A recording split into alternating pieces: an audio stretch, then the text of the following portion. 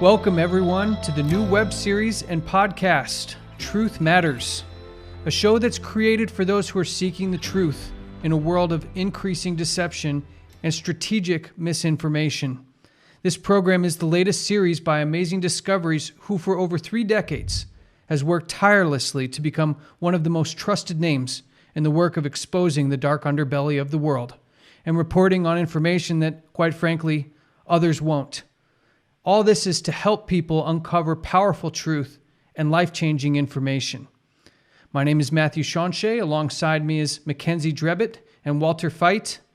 Together, Mackenzie and I have combined for over 20 years of studying and covering the topics of global power structures, the occult, and secret societies, and their historical context as they relate to what's happening today.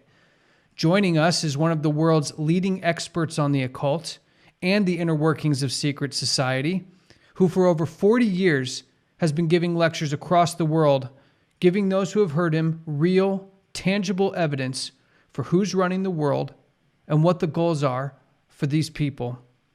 So if you're the type of person who's feeling like something is wrong with the world, but you're not exactly sure what it is, if you're sitting there looking at 2020 and noticing that things have gotten really strange really quickly, and you want to get to the bottom of what's really going on and why, this program is for you. Today can be the start of your journey to an absolutely amazing discovery. So let's peel back the layers of what's been covering the truth from the eyes and the ears of those who deserve to know it. Our goal is to present real people, real places, and real events that answer the driving question, which in today's program is, are secret societies real, and what role are they playing in global events? Walter, Mackenzie, thank you guys so much for joining this important program. Thank you very much, and thank you, Walter, for joining us as well. I think we're going to have a lot of very interesting things to talk about today. So, Mackenzie, when you and I were talking about starting this program with Walter, what's the type of person that you thought of that would really be helped by something like this? Well, going back, there's a lot of things that are happening in the world this year, especially, that people don't have a lot of answers for. I know some people who there's only a few things that they think to themselves, either that they don't like certain politicians, that they like certain politicians, but they don't actually know what's really going on. And some of the things that they're seeing behind the scenes, or so-called, is QAnon, this secret organization. No one really knows what they're doing. But is that really like the end product? Is that really all we're looking for? Is that we don't like certain people and that they have this ring? What is this thing that people are looking to? Because they know that something's wrong. They don't like what's being done. They see that things are being done don't seem right, but that's about as far as it goes. They don't know where to go from there. They don't know what they're looking for. Yeah, and it seems like most people, when you ask them who's running the world and why, you'll get answers like it's the banking cartels, it's the large corporation and tech companies, it's governments. But Walter, if you were to try to help frame someone's mindset who may not fully understand what role these people have with these other organizations, these more secretive organizations, what kind of mindset would you help that person have to understand the type of conversation we're going to have here? Well, that which you hear in the world, that which is portrayed by the media, that which sets the mindset for people to say it's the banking cartels, or it's a secret society behind a secret society, or it's the Zionists. Whatever it is that you're seeing and that is impressing you is probably not what's running the show. Because if you really want to be secret, then you have to set up front organizations. And front organizations bear the brunt of whatever feelings people have or emotions or whatever thoughts they have. And the front organization acts like a lightning rod. They take the strike when the real movers and shakers behind the scenes get away scot-free. So basically what we need to do is separate those fronts from the actual organization or society and what their real thoughts or and ideologies are behind that. Absolutely. And I think it's important that our viewers and listeners understand that we're taking you on a very specific journey. We want to show you exactly who is sitting at the top of this hierarchy. And we're going to do so by giving you as much information and context as we can to get you to understand what we're seeing in today's society. What are the different mechanisms and triggers that are currently being pulled and are going to be pulled here very soon on a national and global level? But to do that, I kind of wanted to get your guys' perspective on what role does understanding history play in deciphering what's happening today. For some people, they say history is in the past. It doesn't matter. Why would I need to know anything about history? Can you guys shed some light on the importance of understanding history to understanding what's happening today? Well, what is history all about? History is a record of events that have taken place in the past to shape events in the future. And history builds upon history. It is not true that people do not learn from history. People do gain experience. And if you have a sinister objective, then history will teach you how best to conceal yourself. And if we look at wars and we look at the results of wars and we see the reshaping of society, there is no doubt that a very fragmented world of the past has moved closer and closer towards a global agenda. And issues are being presented to the world which make a global agenda imperative. So who's moving behind the scenes in order to coordinate such a vast undertaking? And that's why a study of history and the way in which things proceeded from individual countries to empires to global empires is something that needs to be studied. So in history, do we see, Walter, if you could give your input on this, because you referenced these global organizations or global agendas. So we're seeing a lot more now about, the whole world, we need to unite, we need to be universal, we need to do this one world getting together as one. But where do we see that kind of coming in from history? It's always been a goal to have dominance. No matter which empire rose in the past, the goal was global dominance. It never succeeded. And therefore it was more and more necessary to work behind the scenes to make sure that it will succeed. If people work at cross purposes, there can be no unity. There can be no globalism once individualism strives. So by hook or by crook, individualism must be reduced and globalism must be increased. And for that you need a propaganda machine, and it has to be a universal propaganda machine. Yeah, because right now, I mean, so if we have this one world, you referenced ancient kingdoms and powers and civilizations that were trying to dominate universally. So, but with now, how do we see this universal dominance? Because we have all these separate little countries in the world, and how is there this one power that's trying to dominate that? So is there a connection here between all these different countries, these different powers? Well, if you look at the world today, you might have all these countries which seem to be separate from each other, but all of them are connected by one media, There's only one media system. There's only one major news organization in the world from which all news is disseminated to the entire world. If you had to put all the television screens of the world, of the various countries side by side, you'd hear the same rhetoric, the same pictures, the same news, the same propaganda, adapted proportionally to whatever nation it is, but is the same information.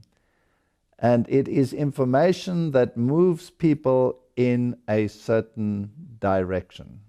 And I find it interesting that we're sitting here in 2020.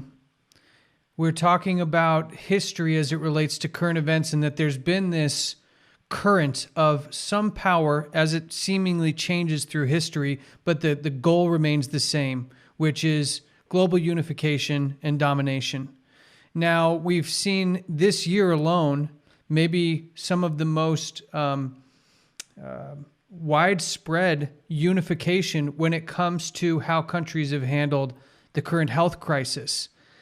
Can we use what we're seeing today as almost maybe a mechanism by which to bring about unification, maybe not in the traditional sense of powers overcoming and overtaking other world powers, that we're actually seeing this same strategy implemented, the same goal being implemented using maybe different means with the public pandemic?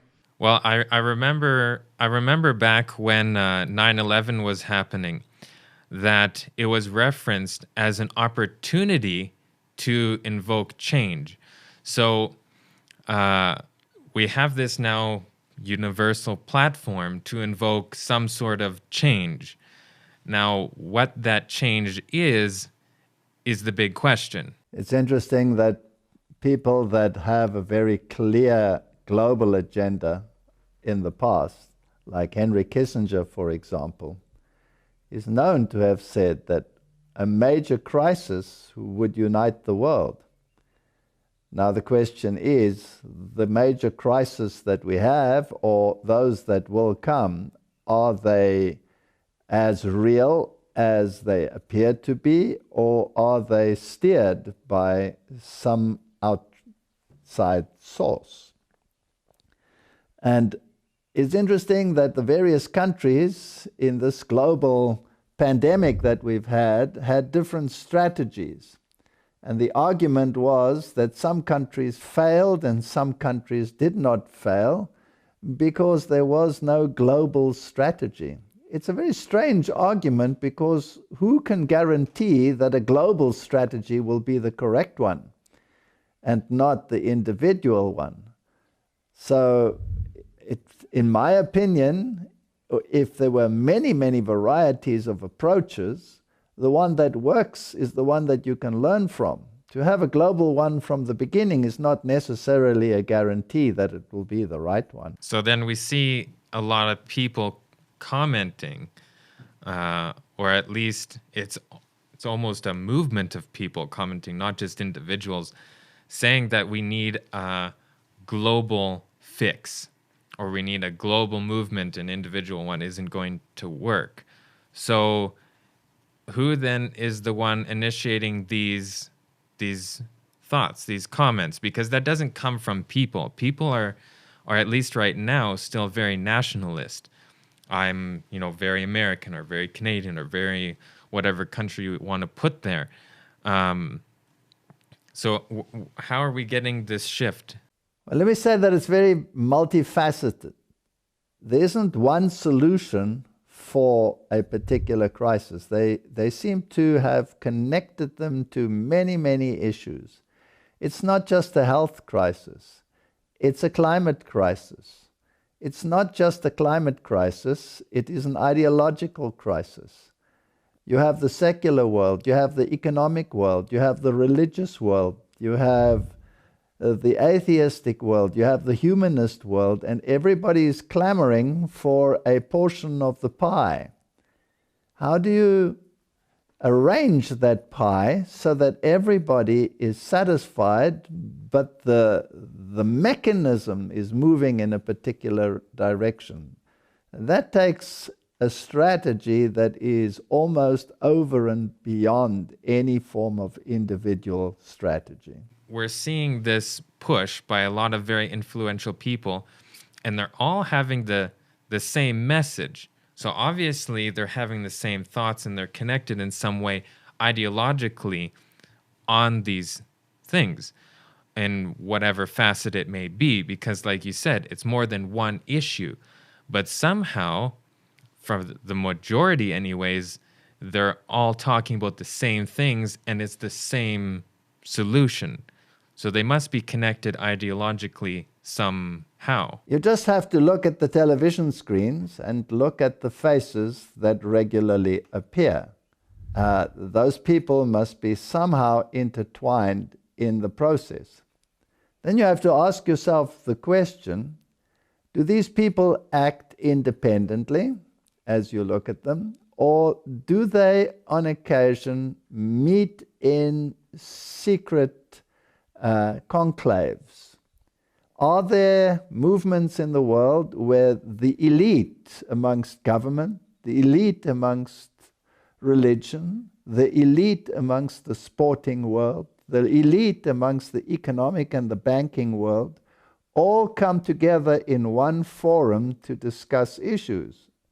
And anybody who has even the slightest knowledge of these things will know that certain names come to mind then. For example, the Bilderbergers, a very secret meeting of all these high-flying individuals.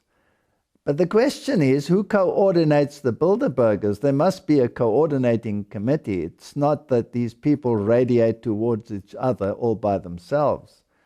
So the question again is, who runs the Bilderbergers? And who runs those that run the Bilderbergers, etc.? So you have to go down this rabbit hole to find the very source of all of these things. And that is, I think, what you guys are trying to achieve with this program. And I think it's important that we see these ideological connections move outside of the organizations that these people are a part of. So you'll see that past presidents or former heads of state or heads of banking, the World Bank, International Monetary Fund, the Council on Foreign Relations, the Trilateral Commission. A lot of these are trigger names for people who have done some light research on these things.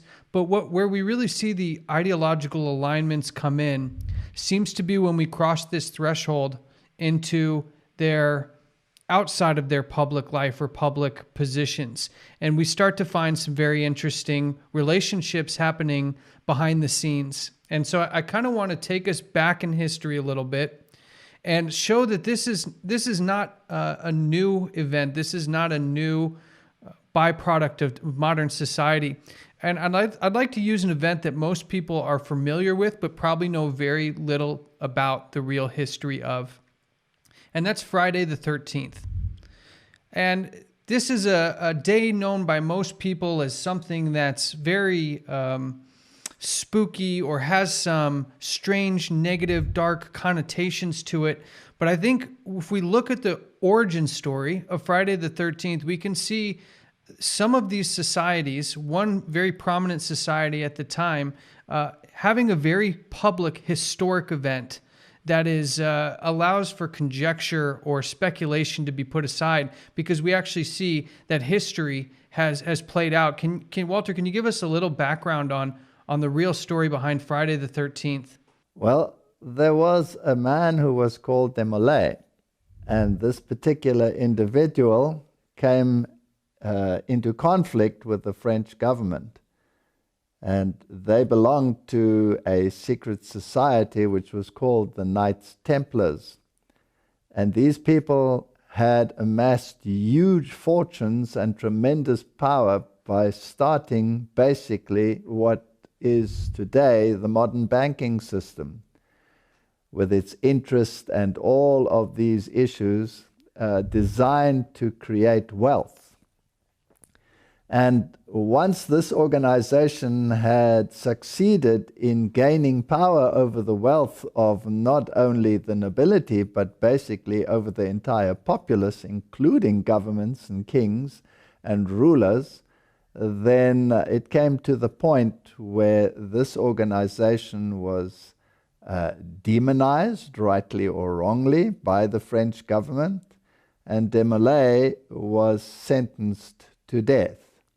And this date on which these events took place became a very prominent feature in secret societies. And today, that day is, shall we say, celebrated, or shall we say remembered with regret by calling it a day of bad luck, depending from which side you are coming, whether you are coming from the light side or the dark side. And yes, Friday the 13th becomes sort of entrenched in the minds of people. It's interesting, if you get onto an aeroplane, there is no row 13. So people are afraid of that number, and some people embrace that number. Well, it is a fact of history that these organizations didn't just disappear overnight, but morphed and were represented by other organizations and incorporated and expanded. And all that happened was that something that was a little bit more visible became a little bit more invisible. Okay, so we see a connection here to a secret society with this very prominent date that everybody at least has heard of or knows as bad luck, not necessarily knowing the history. But like you said, what was the specific event that happened on Friday the 13th? It was the execution of Desmoulins. Now, if you go into a secret society like Freemasonry, for instance, they have a youth brigade which is called the Desmoulins. Now, why would they use that name so prominently? And why would such high-ranking politicians actually be involved in something like this? It is well known that a president such as Bill Clinton was very prominent in the Desmoulins movement, which is the youth movement of Freemasonry. So if these people were had such negative connotations, then why do societies today still employ that name and run their youth brigades under that banner? Well, and obviously if they have that name and it's under that banner, then they know the history behind that date and that name as well. Absolutely, and this is how you follow the clues. It's like, it's like a quest game. A very, very tricky quest game.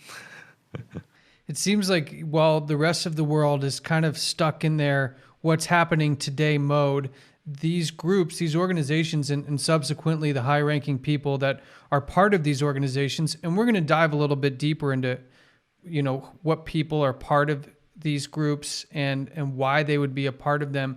But those organizations really seem to be sharp on their history and their idea behind numerology and astrology. So we see that they really highly value history and information, where today I'd say the general public is probably not so inclined to pay attention. And just for reference, Friday the 13th, the massacre was in the 13th century. So we, as people are saying, well, the people who run the world are these bankers. Well, let's trace this back to who are the original bankers. Where were the very first concept of banking, of usury and protecting one's assets? And we find this, was Knights Templar a military organization, or what gave them the status to become these bankers? They were knights, and as knights, obviously, they had a military role, and they were appointed by the church. And in the Middle Ages, when you had the Crusades, that is when the Knights Templars, according to their name, were the knights that guarded the temple site in Jerusalem. But they became very influential because of their banking expertise.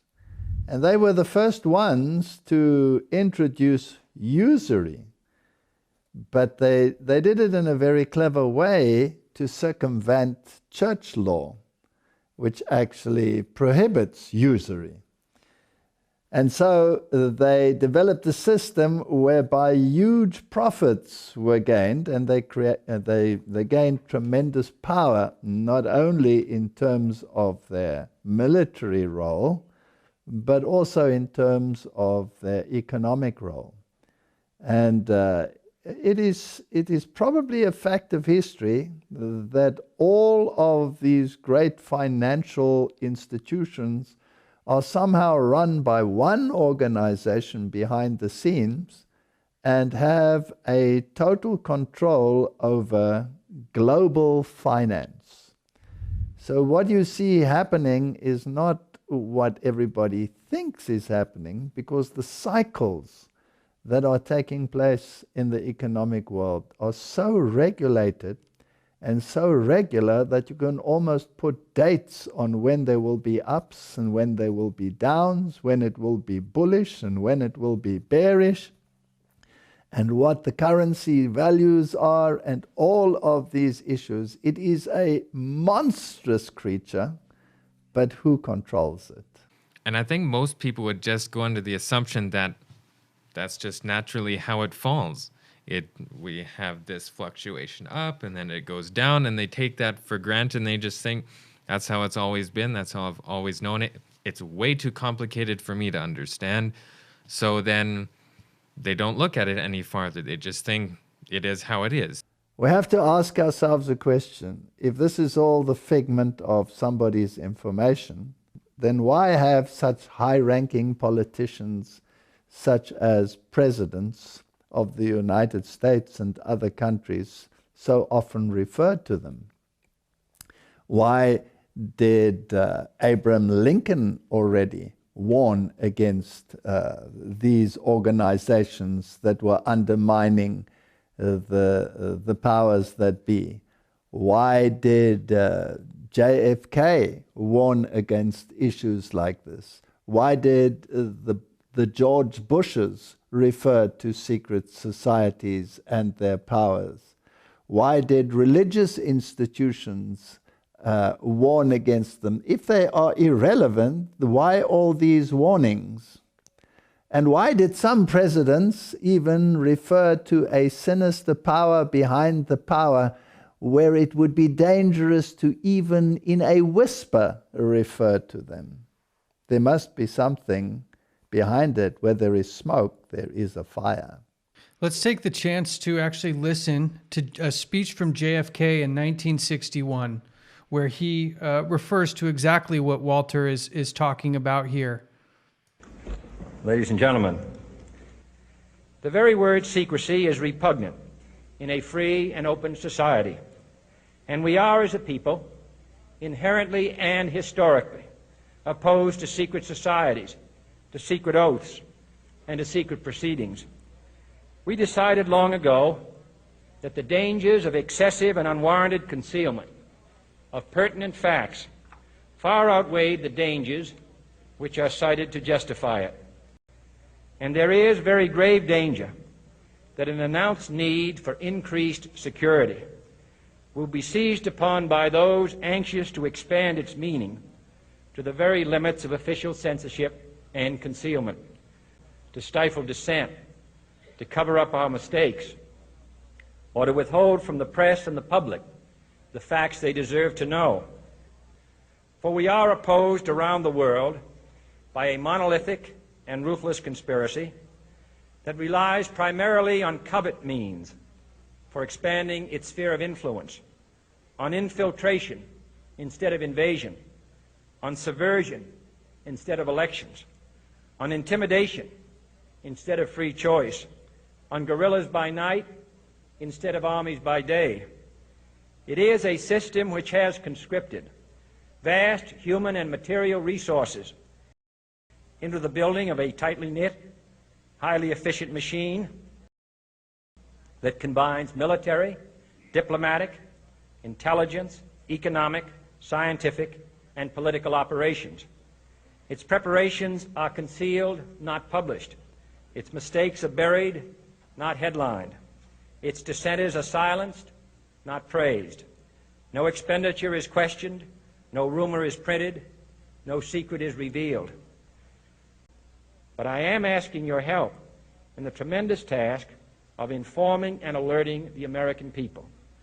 And that is why our press was protected by the First Amendment, the only business in America specifically protected by the Constitution, not primarily to amuse and entertain, not to emphasize the trivial and the sentimental, for it is no longer far away and foreign, but close at hand and local, confident that with your help, man will be what he was born to be, free and independent. It's quite incredible that in the 1960s we have the President of the United States, who I imagine if we were in, say, a court of law, an eyewitness testimony and a high-ranking official of his nature would be taken as the highest form of evidence.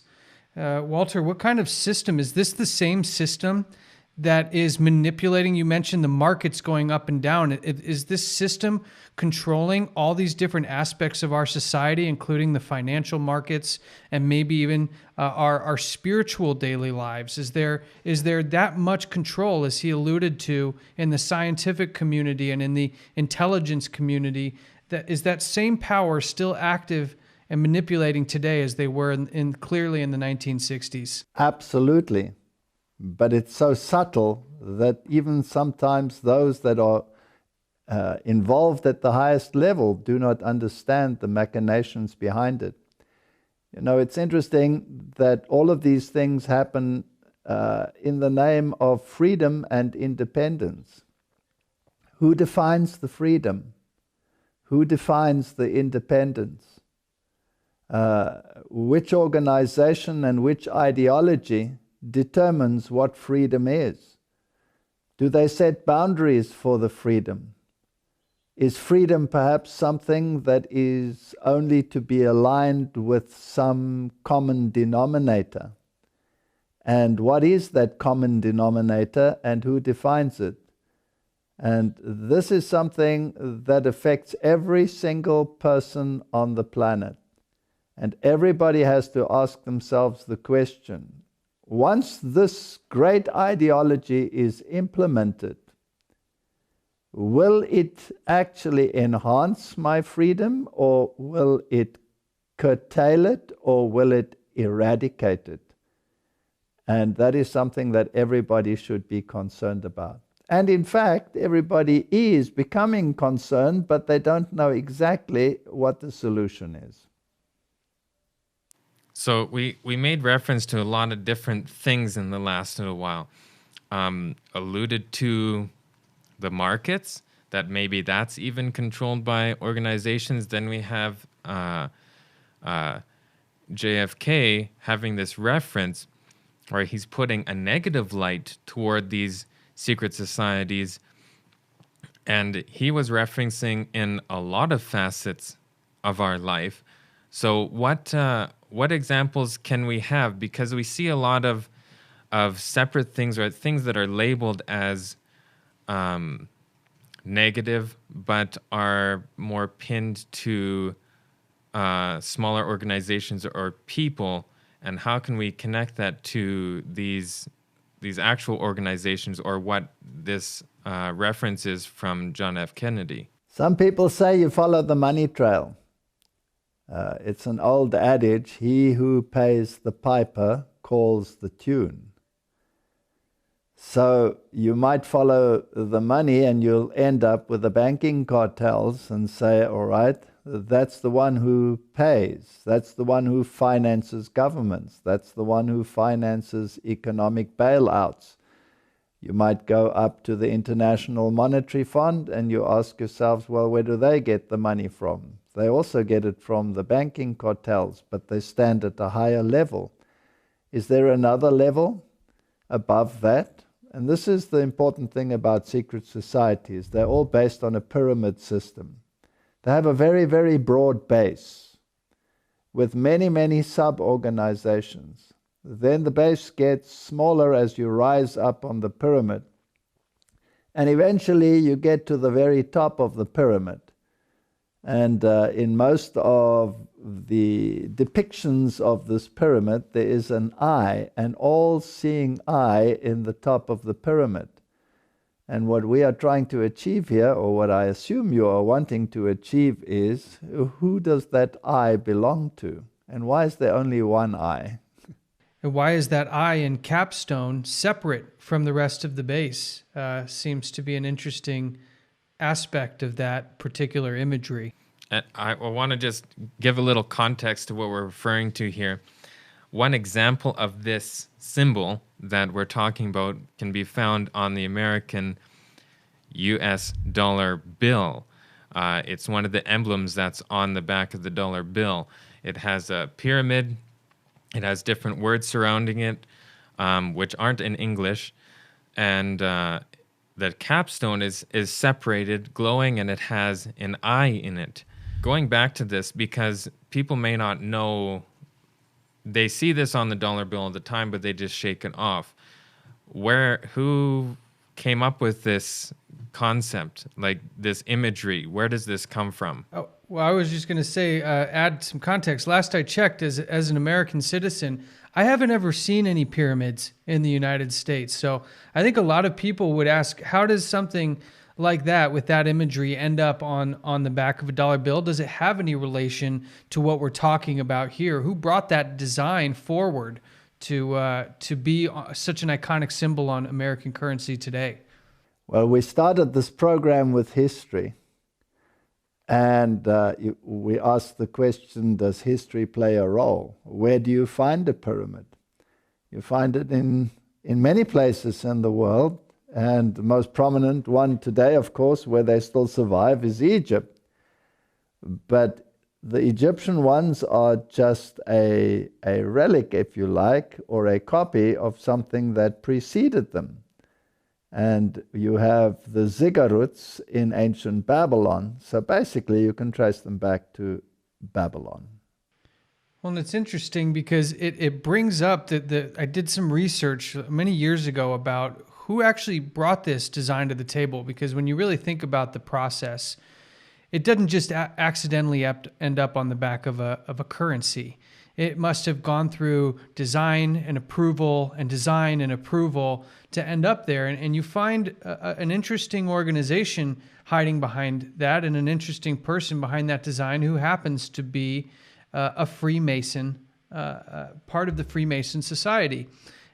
When we look at Lady Liberty or the Statue of Liberty, we see that was given to us, the American people, by a Freemason. So we're starting to kind of circle around this organization of the Freemasons. And before we jump in, I'd like to kind of have our listeners and our viewers do a little exercise with us. If you could open a search engine, type in your town name, and type in Masonic Lodge afterwards. Because I think about 95% of the people who take this exercise and actually do it will find that there's going to be, no matter how big or how small their town is, most likely there's going to be a Masonic Lodge in their area. Why would that be? Why would a Masonic Lodge seem to be appearing in, at least in North America, in almost every city in the country? And if you go to some of the cities in the United States of America, you will find the Masonic sign on the offices of public office. You will find them on police doors. You will find them on public buildings. You will find them on the capstones of most of the major public buildings. And if you go back in history to George Washington, he laid the foundations of many of the buildings with the Masonic capstone. So yes, and as you mentioned, the dollar note, that was brought in by vice presidents of the United States and placed on the dollar note.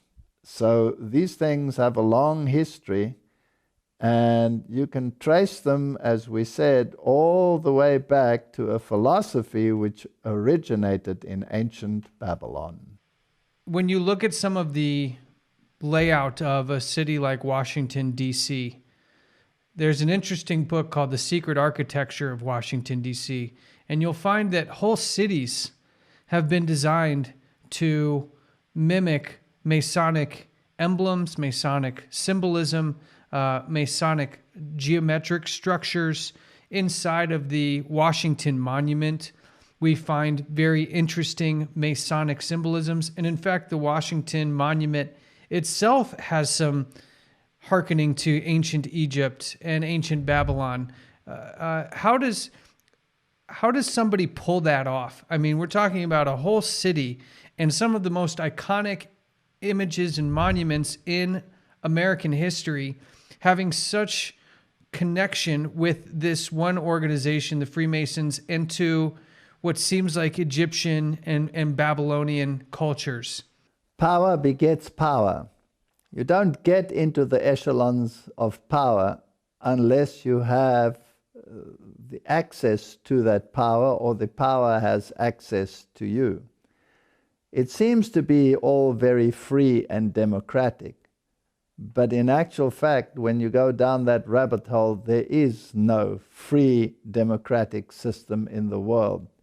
It is steered, and that becomes pretty obvious. You just have to look at a simple thing like bloodlines, for example, and you can do a search, as you said, on the search engines to see what the echelons of power in the United States, for example, entails. How are they related? And you will see that they all run according to certain bloodlines, which is way beyond chance.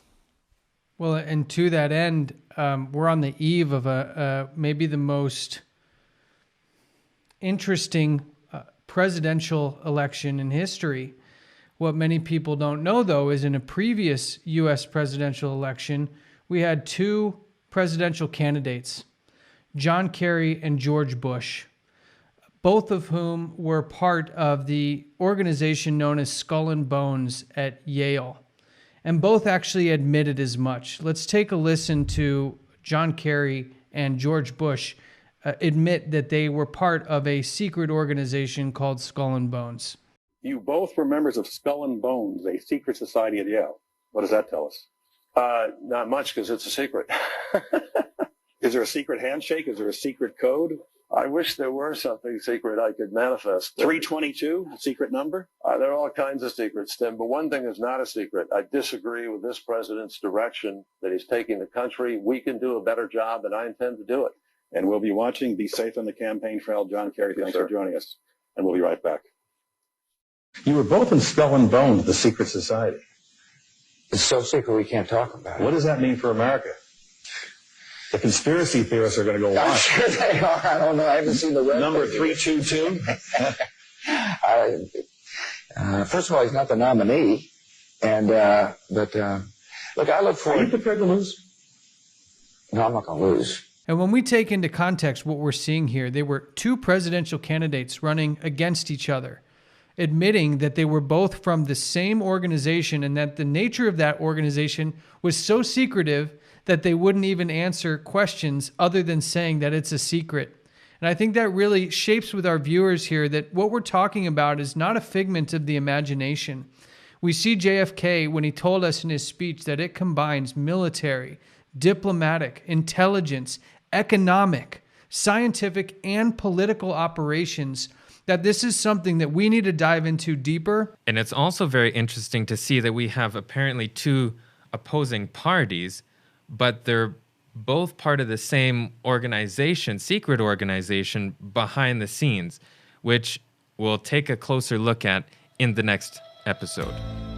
Mackenzie, Walter, thanks for joining. We're going to go a little bit deeper next time. We'll see you guys soon.